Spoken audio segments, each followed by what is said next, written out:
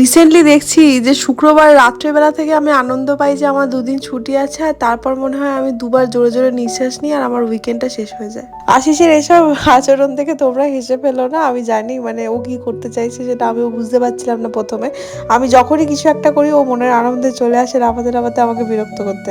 যাই হোক, আজকে রবিবার, কাল থেকে আবার মজদুরি শুরু হয়ে যাবে। তো সন্ধ্যেবেলা আমি ভাবলাম একটুখানি গ্রিন টি বানাই। এখন আর গ্রিন টি খাই না, যেহেতু ও থাকে না, আমি একা একা বানিয়ে খাই না। গ্রিন টি তো খাবো, কিন্তু সমস্যা হচ্ছে গ্রিন টির সঙ্গে কি খাবো। সন্ধে হলেই তো একটুখানি খাই খাই ব্যাপারটা চলে আসে।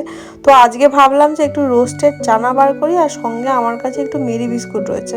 আশিস অতটা চানাটা খেতে চায় না, ওই জন্য ও মেরি বিস্কুট খাবে, আমিও দু একটা খাবো। তো আমরা মনের আনন্দে গল্প করতে করতে মুভি দেখতে দেখতে গ্রিন টি খেলাম। আর তারপরে আমাদের মাথার মধ্যে চিন্তা এলো যে আমরা ডিনারে কি খাবো, সারাদিনে কি খাবো, এটা একটা বড় প্রশ্ন। যেন লাকিলি যেহেতু আমরা এখন হোম ডেলিভারি নিই, তো সেই জন্য রান্না বান্নার বিশেষ সমস্যা নেই, খালি উইকেন্ডটাতে এটা নিয়ে ভাবতে হয়।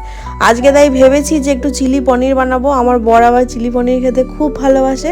সঙ্গে আশিস বলেছে একটু ফ্রাইড রাইস বানাবো, সেটাও আবার কর্ন দিয়ে। চিলি পনিরের ডিপার্টমেন্টটা আমার ছিল, তাই আমি ঝপ করে বানিয়ে নিলাম, বানিয়ে গিয়ে সরে গেলাম। আশিস এখানে অলরেডি শুরু করে দিয়েছে। যে কোনো রকমের ফ্রাইড রাইস আর তার সাথে পোলাও সবকিছুই কিন্তু আশিস একদম সেরা পারে। আর এই একসাথে রান্না করাটা হচ্ছে আমাদের অনেকটা হ্যাপি টাইম স্পেন্ড করার মতো। আমরা একসাথে রান্না বান্না করতে খুব ভালোবাসি। দেখো, বকবক করতে করতে আমার সব রান্না বান্না শেষ, ওরও সব রান্না বান্না শেষ। আমি খালি একটুখানি স্যালাড কেটে নিলাম। আমি এরকম এত আজব ভাবে কেন ঘাড়টা ঘোরাচ্ছি বলো তো? হঠাৎ করে যাই না কেন আমার ঘাড়ে খুব জোরে একটা ব্যথা লেগেছে। তারপর থেকে আমি আর ঘাড় এদিক ওদিক ঘোরাতে পারছি না, বিশাল যন্ত্রণা হচ্ছে। যাই হোক, খাওয়া দাওয়াটা করে ফেললাম। আজকে খাবারগুলো যা হয়েছিল না, সেরাই লাগছিল। এই ফ্রাইড রাইসের রেসিপিটা একদিন তোমাদের সাথে শেয়ার করবো। আশিস একদম সেরা বানিয়েছিল। চিলি পনিরটাও কিন্তু আমি খুব ভালো বানাই। চিলি পনিরটা আমার রেসিপিটা মা ফলো করে, এটা আমার কাছে বিশাল একটা গর্বের। দেখতে দেখতে আমার রবিবারের সন্ধ্যেটাও কেটে গেল। কাল থেকে আবার শুরু হয়ে যাবে কাজ কাজ আর কাজ।